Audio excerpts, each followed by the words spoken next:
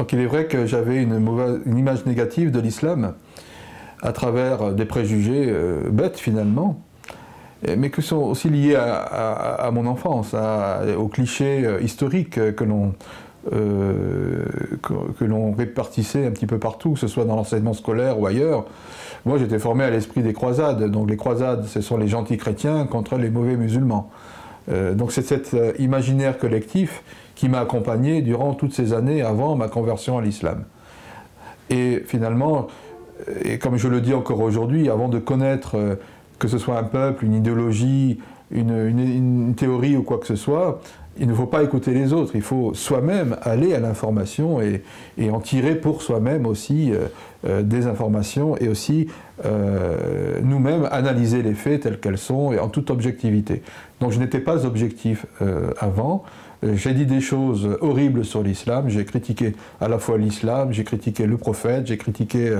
tous les musulmans. Et c'est après ma conversion à l'islam où mes yeux se sont ouverts et mon cœur s'est ouvert, surtout plus mon cœur que mes yeux, sur les réalités de l'islam. Non seulement préalablement à travers sa parole, mais aussi à travers la vie du prophète, sallallahu alayhi wa sallam, mais aussi à la vie des compagnons, de toute l'histoire de l'islam, mais aussi tous les actes de miséricorde, la civilisation musulmane, les grands penseurs, la science, le progrès. Et là, ça allait dans le sens aussi de mon enfance. Moi qui voulais une société axée sur le progrès, j'avais dit que j'étais très très impressionné par les vues de Saint-Simon notamment, qui était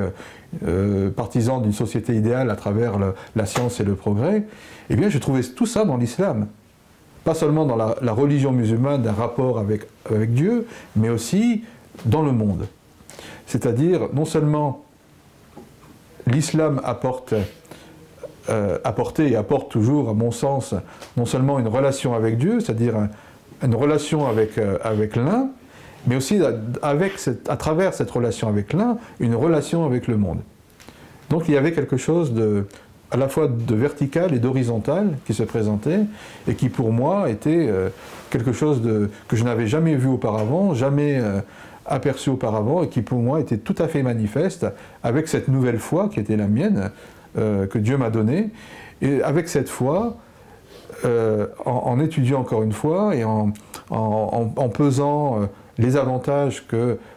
l'islam dans sa globalité, quand je parle d'islam c'est vraiment avec un grand I, c'est l'islam non seulement religieux mais civilisationnel, eh bien j'ai vraiment appris à travers toutes ces lectures, ces réflexions, à reconsidérer mes jugements antérieurs et à considérer l'islam comme la véritable religion, dans le sens où, même en français, le mot religion vient d'un mot qui veut dire relier, et ce reliement, entre les différentes composantes des personnes, des populations, et cette relation avec Dieu est tout à fait étonnante. Et j'ai appris que vraiment le monde musulman est à la fois aussi complexe et à la fois uniforme, puisqu'il parlait de l'Oumma musulmane, et j'ai eu l'occasion par la suite, me rendant pour une Omra, de constater cette fraternité, cette solidarité, qui pour moi était nécessaire pendant ces années post-estudiantines.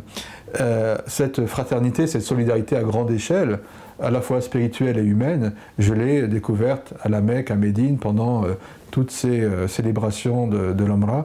et ça a confirmé finalement ce que j'ai cherché au fond de moi. Donc d'une image négative, avant ma conversion à l'islam, à une image beaucoup plus positive aujourd'hui, eh bien il y a du chemin qui a été fait.